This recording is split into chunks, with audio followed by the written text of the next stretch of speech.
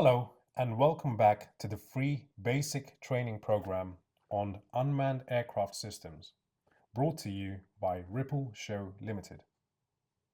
This course is only going to cover drone operations within the open category, specifically the A1 and A3 subcategories.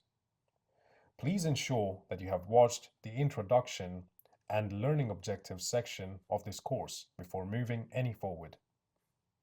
This is the sixth section in the course.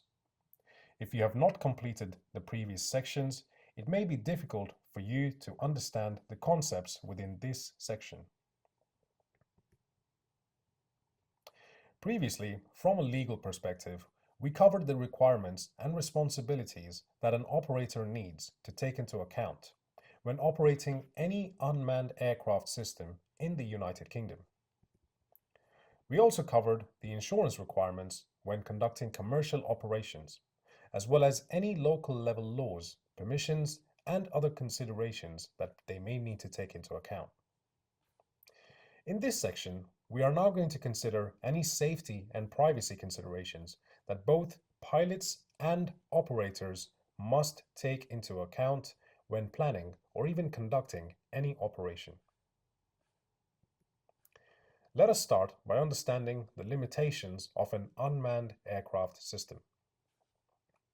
Advancements in technology make the existence of unmanned aircraft feel like a dream, with most off-the-shelf solutions working with the push of a button. It is important to understand that these systems ultimately exist in the physical dimension and they have their limitations. Asking questions regarding the system you expect to operate can help you plan for safety during an operation. How far can you fly the aircraft before losing control? Are there any official specifications provided based on ideal conditions? And how will these metrics be affected in real-life situations? What flight metrics are available to you during the flight, and where can you access them? Metrics that you might find to be beneficial could include distance from the controller, height above sea level, height above surface level, height above mean sea level, the current velocity of the aircraft. Keeping track of such metrics can allow your operation to be conducted safely while ensuring you maintain legal compliance. What is the battery capacity of the aircraft system? And what is the maximum flight time of any operation that the aircraft is capable of carrying out, if the operation was successful? It is good practice to ensure that pilots conduct regular checks of power levels, which can also help detect malfunctions during an operation.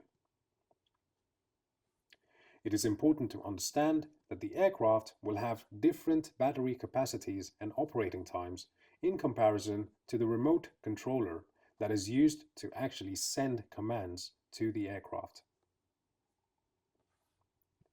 What flight constraints can be set out on the unmanned aircraft system, and how do you set them?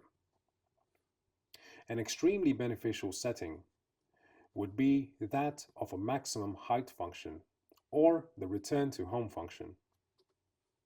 It is important to understand that when considering the setting of a maximum height function, most systems will usually set it based on the height above the point of takeoff itself, rather than the traditional measurements of above surface level or even above mean sea level, relative to the aircraft's present position. It is ultimately the remote pilot's responsibility to ensure that they know how to appropriately use the systems available to ensure that they maintain legal compliance of remaining 120 meters above surface level for conducting any operations in the open category. In the case of the return to home function, it is important to understand the detect and avoid capabilities that are available on the aircraft and what limitations exist. Limitations could include looking at the sensors available on board and ensuring proper function prior to conducting any operation. It is not recommended to disable any software that is built into the aircraft, which helps the aircraft maintain safe operation. Software operations such as detect and avoid or return to home should never be disabled unless the pilot is confident and capable of carrying out the operation without such software. Weather conditions must be suitable for the operation to take place. But how would you ensure that the weather is suitable for the operation to take place? Well, you don't. You understand how weather conditions could impact the performance of the unmanned aircraft itself, specifically related to the battery. Weather conditions such as wind, temperature, and precipitation could dictate whether the operation is safe to conduct, if at all. Usually, the manufacturer of such aircraft will have listed the operational limits under which the aircraft can function. It is important that these instructions are adhered to. It is important to ensure that unmanned aircraft systems and pilots are fit to fly. Let us start by making some considerations on factors pertaining to the unmanned aircraft system itself. Pilots should conduct regular checks to ensure that batteries are performing optimally prior to the start of any operation. During an operation, battery levels should also be checked at regular intervals. It is important to check for any software updates that have been delivered by the manufacturer, and these updates need to have been installed on the aircraft system in advance. Usually, such updates pertain to security fixes. However, in certain circumstances, they could address major issues which need to be rectified to ensure safe operation. It could also be beneficial to ensure that all aircraft systems are tested at the start of each new operation. This shows that the aircraft is responding as expected and it is ready for extended periods of operation, especially following a recent software update. Checking the condition of wings, lights, and the airframe is essential. This ensures that any faults are identified in good time to prevent any occurrences mid-flight. It is very important to ensure that any equipment that is attached onto the aircraft is fully secured. If any external equipment is attached onto the aircraft, it is important to further ensure that the maximum takeoff mass of the aircraft and any attached equipment is within the allowances of the category under which the operation is going to be taking place in. This is important to ensure that you remain legally compliant. Never, under any circumstances, attach dangerous goods onto the aircraft, regardless of whether they are securely attached or not. This applies specifically to firearms or anything that could be classified as a weapon. Let us now make considerations to ensure that the pilot is fit to fly. Do not drink and fly. Do not sniff and fly. Do not inject and fly. Essentially, do not consume anything that may cause a deterioration of response times or good judgment. If you are feeling tired or unwell, refrain from conducting any operations. Weather conditions can easily result in the simulating of such effects. It is advised that pilots take regular breaks if extended periods of operations are expected. Equipment such as polarized sunglasses or flat caps are a good addition for any active pilot. Operators are also expected to take these factors into account when planning operations and assigning any pilots. Do not fly while distracted by any other activity. This could include driving, cycling, using a phone, or even having a conversation. What does it really mean to maintain visual line of sight? To maintain visual line of sight, an aircraft must be visible by the naked eye. This means the observer must not be using binoculars, telephoto lenses, or any other form of electronic viewing equipment.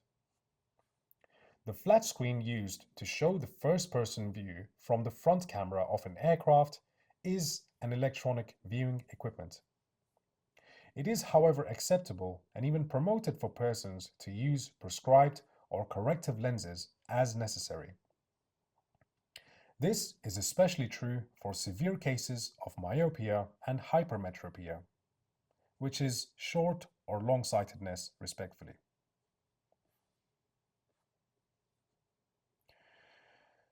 To ensure that the aircraft remains within visual line of sight, the observer must be able to see which way the aircraft is facing. If the aircraft is a mere speck on the horizon, it would not be considered as being within visual line of sight. Pilots must maintain a full visual line of sight view of the airspace surrounding the aircraft itself throughout the operation. This allows them to react to any obstructions that may be in place. For pilots that are using first-person view equipment, such as a mobile phone display or a viewing display or any other head-mounted display, they must ensure that they employ the services of an observer to remain legally compliant. For any observer that is supporting an operation, they must adhere to all of these rules, just as a normal remote pilot would. Therefore, all of these factors would apply to observers in the same way as they would to a pilot. It is important to understand that the observer holds no responsibility to ensure the safety of the operation, and it is ultimately down to the pilot to ensure the competency of the observer prior to conducting any operation. Let us now take a quick look at all of these factors that apply to visual line of sight operations when considering flying at night. Unfortunately, the laws do not change for any flights that are conducted at nighttime. As you can imagine, it is nearly impossible to maintain visual line of sight of an aircraft in the dark, especially if there were no lights on board. Even if the aircraft has some lights on board, it would be extremely difficult to tell in which direction the aircraft is facing. This is because most small unmanned aircraft only have flashing lights on board that are usually unidirectional. In almost all aircraft, these lights go off if any media recording was taking place while using the main camera on board. Even if it were possible to tell in which direction the aircraft is facing, it would be extremely difficult and perhaps nearly impossible to maintain a full visual line of sight of the airspace surrounding the aircraft throughout the operation. This means it would not be possible to move the aircraft out of the way of any moving objects or even avoid any stationary obstructions as the aircraft moves around. And regardless of whether the operation is being carried out with the help of an observer or not, these limitations will still remain prevalent. So, is it possible to fly at night? While it may be, it is certainly unsafe, and you will most likely be breaking the law. In our professional opinion, we would advise everyone to refrain from conducting operations in the dark unless you have prior authorization for beyond visual line of sight operations. You must completely understand the associated risks and subsequently have mitigation procedures in place.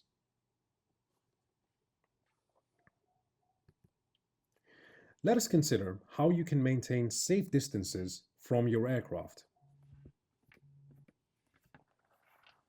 First and foremost, you must keep well away from airfields, airports, spaceports, and other manned aircraft that are already in the air. This should be fairly obvious, as it will avoid any catastrophic occurrences involving manned aircraft. It is extremely important to stay away from groups, crowds, or any assemblies of uninvolved persons. As mentioned in previous sections, it is important that in the case of failure, where an unmanned aircraft enters a state of free fall, the people underneath need to be able to move out of the way. A good method is to use a linear 1-to-1 ratio between the height of the aircraft and the distance away horizontally from any uninvolved persons. This means for every meter that you are away from the ground, you keep 1 meter horizontally away from any uninvolved persons in all directions. Always keep a safe and legal distance away from people and objects. Never bring the aircraft more than 120 meters above surface level. Remember to adjust the height of the aircraft according to the terrain, taking into account hills and valleys. As discussed in previous sections, sometimes the electronic displays only show the height above the takeoff point. It is ultimately the responsibility of the pilot to gauge the height of the aircraft and adjust according to any changes in terrain as it travels. What about in the state of an emergency that requires the immediate landing of an aircraft? For example, a malfunctioning battery. There are obvious states of emergencies which could result from unexpected malfunctions of the aircraft systems. What about other situations which could require emergency actions? It is important to always keep an eye out for any low-flying manned or unmanned aircraft. Land immediately if you feel uncertain. Watch out for changes in situations on the ground, in addition to any changes in the air. Avoid talking to people while you are piloting an aircraft. If this is unavoidable, you should land your aircraft before continuing the conversation. Depending on the category of operation, if uninvolved persons appear, you must terminate the operation and land the aircraft as soon as and safely as possible to do so. In such situations, it is not advisable for you to force your way back to the landing site. This is where the designation of an emergency landing zone could be useful if it has been planned in advance. Never land an aircraft where the view is restricted and a prior survey of the area has not been completed. You need to be aware of other unmanned aircraft systems operating in the same area and must try to communicate with the other pilot or the operator to establish the safest way to avoid any mid-air conflicts. It is beneficial to practice emergency landings regularly. If, for any reason, during an ongoing operation, landing is not possible, you must also practice how to reduce the height above surface level of the aircraft in the safest and the fastest way possible. This would apply strongly to situations involving the unexpected appearance of any low-flying manned aircraft. When talking about the different categories of operation, we briefly mentioned the ability to fly beyond visual line of sight when flying by using an activated follow me mode. It is important to remember that these conditions only apply to operations within the A1 subcategory. So what is a follow me mode? Some drones or model aircraft have a follow me mode, which means you can set the aircraft to follow a target at a fixed distance. To maintain compliance with these specifications, you need to ensure that the follow me mode is enabled and remains active prior to letting the aircraft go beyond visual line of sight. It is important to take note that at any point during the BV loss operation, the aircraft must not fly more than 50 meters away from the remote pilot in any direction. If the follow me mode fails at any time, the remote pilot must resume beyond visual line of sight. Visual line of sight operations immediately. I will just repeat that last bit. If the follow me mode fails at any time, the remote pilot must resume visual line of sight operations immediately. It is important to note that conducting an operation under these conditions, as specified, does not exempt the pilot or any observer from any other safety considerations that need to be taken to ensure safe operations. It is important that the pilot remains ready and prepared for any emergency actions that need to be taken. This would include manually taking the aircraft off the follow me mode. Based on the legal definition of the follow me mode, these conditions only apply to operations where the follow me mode is using the remote pilot as the target. This means it will not be legal for the aircraft to go beyond visual line of sight when following any targeted object other than the remote pilot themselves. So far, we have covered the safety considerations which promote safe operation of any unmanned aircraft. Most unmanned aircraft on the market today carry on board a video recording device. This inevitably leads to privacy concerns that could arise as a result of any ongoing operation. Let us now go through some basic privacy considerations. Essentially, it is all about respecting other people and their privacy. This is especially applicable to uninvolved persons. It is helpful to know about the quality of images that the unmanned aircraft is capable of obtaining. When conducting any operation, it is important to ensure that the pilot can be clearly seen by any surrounding persons. This allows anyone who has any concerns regarding the operation to make themselves heard.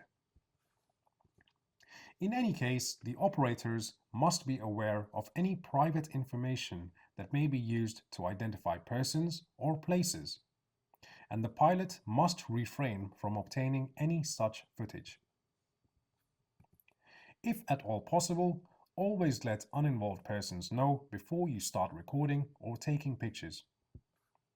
It is obviously better if an explicit agreement has been obtained in advance to convert any uninvolved persons to involved persons.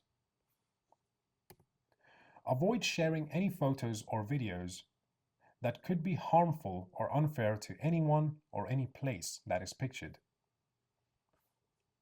It is strongly recommended that you get professional advice if you are operating commercially, and always store any footage that you have obtained in a secure manner. Once you have used any footage that you have obtained, remember to delete anything that you do not need or expect to need in the future. Unmanned aircraft systems have been made to look as simple toys or playthings in the recent years that have gone by. However, these aircraft are highly capable machines that could cause detriment to humans, animals, the environment, and even other property.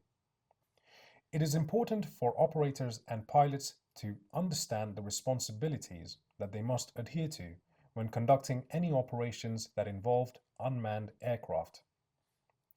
Outside of any legal responsibilities that they may have, there are also additional safety and privacy considerations that must be taken into account to ensure that airspace remains safe and free to use for all. Communication is very important, especially when considering that there could be unmanned aircraft systems operating within the same area. One key takeaway from this section would be to understand that flying at night is extremely dangerous and most likely to be illegal in the United Kingdom if operating without any prior authorizations. If you feel like that there are any questions that have been unanswered in this section, we recommend you complete the entire course. There are many aspects which this course covers, and it is very likely that you will find your answers as you progress through the course. However, if you still have any questions, you can direct your queries to enquire@ripple.show. My name is Anchorage, and it has been an honor to present to you on this occasion. This course has been brought to you by Ripple Show Limited.